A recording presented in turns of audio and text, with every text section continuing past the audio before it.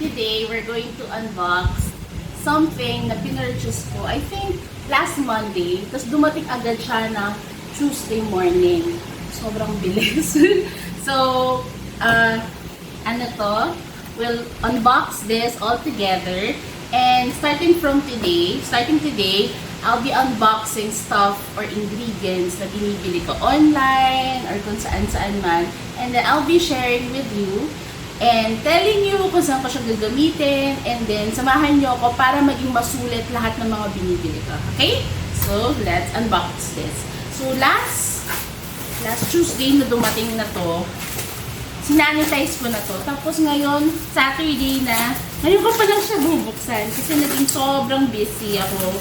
And kahit na gusto ko na sana siyang makita, i-check, and gamitin, inintay ko talaga na kapag unbox. Which is a bit bad. Kasi what if may sira siya, diba? So, I'm thinking lang na, I'm trusting na sa SM online store ko kasi ito binili. And sana nga, pinilit ko naman yung 6 months to pay. So, sana 6 months to pay talaga to. Kasi hindi siya nag-reflect na 6 months doon sa credit card na binayaran. So, this is also 20% off.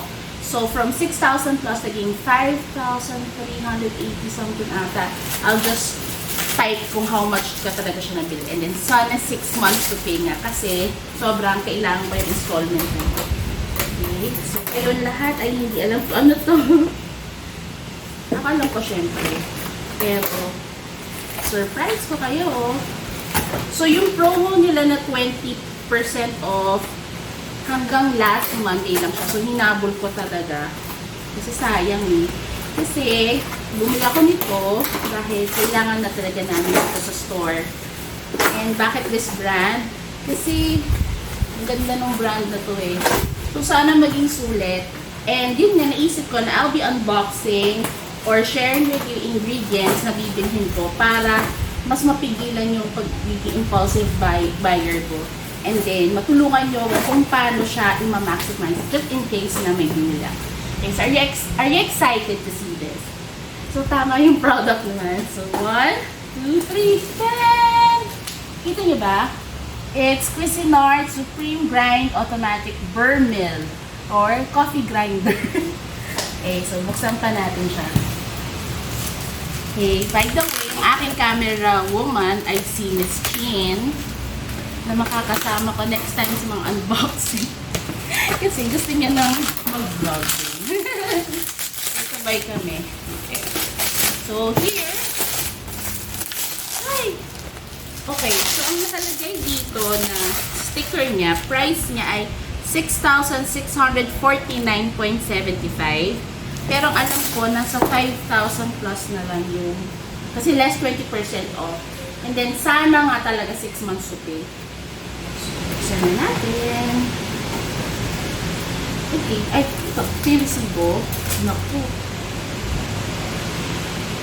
Hindi ko makita kung may 6 months to pay siya. Oh no. Lagot. Pero alam ko, kinalit ko yung 6 months to pay. Naku, SM.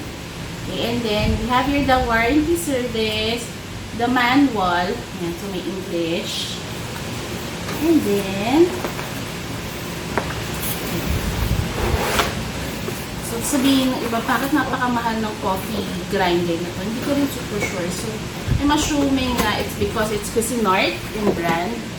So, medyo kilala yung brand na yan. Oopsie. And then, yan, medyo malaki siya. So, we've been using the Crops coffee grinder. Blade grinder lang, I believe yun. And then, sa mommy ko pa yun, it's been years. Ang tagal-tagal yun. Namin siyang ginamit. So, bigla na lang siyang hindi gumana. Look, balik na ba? Okay. I'll be removing the plastic. The plastics. Here. Na-excite ako pero baka masira ako. Agad siya. Okay. Undressing. Sa coffee grinder. Sila chin din kasi gagamit ito. So, dapat matuto si Sharon! Look at that! Okay. So, patingin nga. Patingin. Nauna talaga kayong nakakita. Ay, ba't may ganito? Ano to? Ayan. May color siya. Parang color. Okay, wow. Look at that. So, ano ba to? So, meron siyang from fine, medium, and coarse. So, depende kung anong klaseng grinding gusto natin for our coffee. So, syempre, pag espresso, ganyan, mga fine siya. Medium, kapag meron kasi kami Vietnamese coffee. And then, coarse, yan, more of sa mga French press, ganyan. So, yun yung mga options kasi namin. So, meron of 4, 8, 12, 18. Hindi ko alam kung anong numbers yun. Tapos, may start. And then, ito yung lalagyan malamang. Pero, hindi ko pa alam kung paano. Ayun. Yan. So, dito. So, malaking-laki talaga to compared dun sa dati namin Crocs na blade grinder. And then, this is a automatic burr mill. So, I have to research more kung anong difference ng blade versus the burr mill. Pero they say na mas consistent sa burr mill and mas nagiging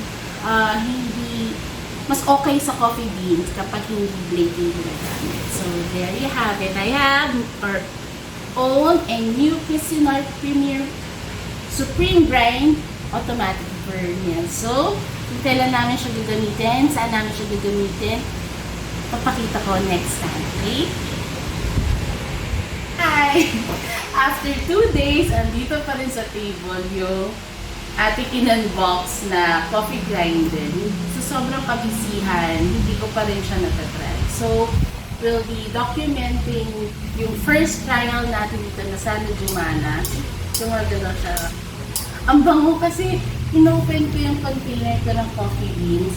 So, medyo binasa ko ng konti yung kanyang instructions. And then, the usual lang naman, like, ano yung mga important safeguards, tapos ano yung mga operating instructions. So, usually, yun yung talagang binabasa natin pag hindi natin alam kung paano siya. Basta sabi, remove bean hopper lid. So, ito yun. Takip. Ito naman kasi hindi siya natatanggal eh. Namumove lang siya. Okay. So, ito, meron siya. Yan, kung lalapit kayo, kasi parang may mga, ano siya dito eh, mga rough spots. Pero ayun, I think yung indicator niya kung from fine, 1, 2, 3, 4, 5, 6, 7, parang nag-exercise. 8, tapos ito medium na. Ayan, tapos pa-coarse. Ayan. Okay, so siguro, gusto kong gumawa ng espresso. So, sa fine, 1, 2, 3, 4, 5, or 6, yung mga pagpipilian. Okay, so sabi, tanggalin yung bean hopper lid kasi dito ilalagay yung coffee beans. And then, fill bean hopper to top, making sure that the lid closes securely. So, dito natin ilalagay yung coffee beans natin. And then, hindi ko masyadong dadamihan. So, lagay lang ako ng half cup. Okay. And then, ito yung lid. Coca-Cola. And then, sabi, plug cord into outlet. So, ito, sinaksak na sa extension cord na naka-on. Set grind selector. Note, use for coarse grind for percolator or French press. So, tama. French press, coarse, medium grind for automatic drip. So, nandito, automatic drip to yung mga usually malalaki nilalagyan ng coffee filter. And then, fine grind for espresso. So, sabi ko nga, espresso yung gusto kong gawin. So, dito tayo.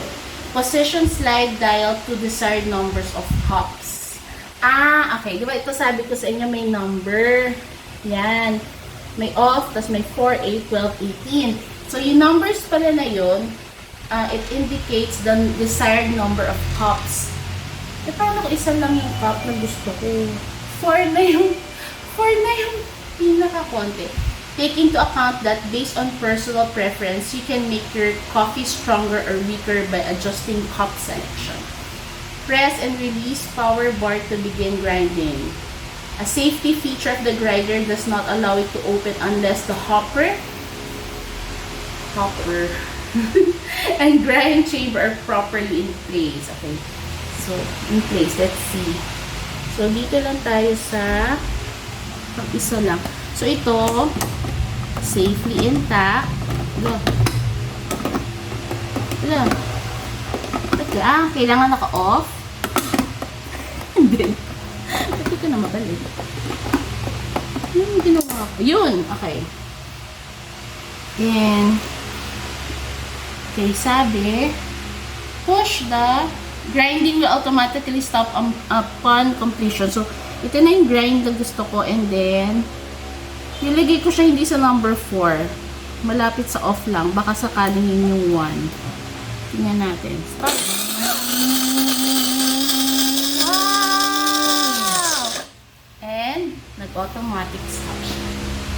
Yan. To manually stop the operation, slide the slide dial all the way to the left to the off position. Okay. So, halimbawa, nagkamali ako, nalagay ko sa 4, pero I just need 1 cup or 2 cups.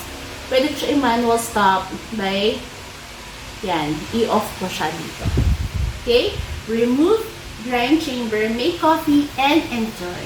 Okay, so, ito na ang, uy, may cover pala. Ano ba yan? Ngayon ko na napansin. Okay, so, ito na ang ating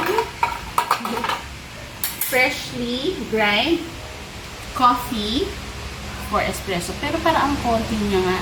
So, I think, hindi siya pang 1. Ba't ganun? Parang hindi naman siya enough for 1 anuhan.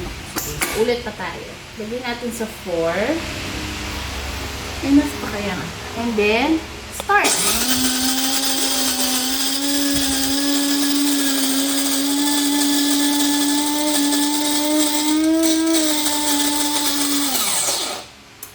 And ito, automatically stop. And then, there you go. Sobrang bango. Kung kaya nyo lang maamoy, ang naamoy ko. Okay, so gagamitin na natin ito for our espresso coffee.